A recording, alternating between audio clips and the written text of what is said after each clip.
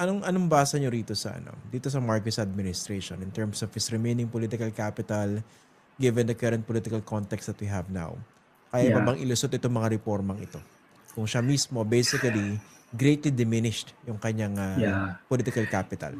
Well, during the SONA, immediately after the back-to-back setbacks niya politically, the loss in the Senate in the midterms and then the Supreme Court decision regarding impeachment, na-regain niya yung momentum nung nag-SONA siya at mahiya naman kayo at siya yung naging whistleblower sa corruption scandals under his own administration. He had the momentum back then. Kaso nga nawalan ng momentum, na mukhang napadribble, mukhang naubusan ng gasolina, mukhang nagteka-teka yung pangulo, hindi natin alam kung bakit.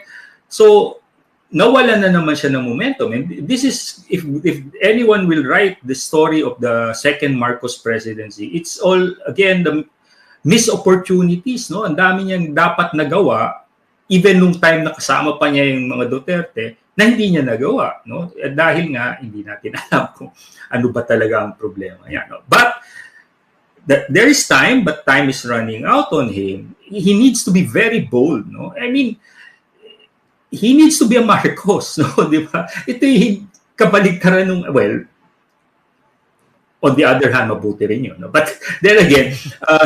Can you clarify that? Baka ma-misconstrue. He needs to be a Marcos. In what way? He needs to be decisive, like his father was decisive politically. Whether you agree with the politics of the father or not, he was decisive. And he was bold enough to do once he decided. Di ba? Eto, ano ba, di ba? Nagkaroon ka na ng opportunity with the ICI, nagkaroon ka na ng opportunity with so many things, yung pangako mo na may sa kulungan magpapasko ito.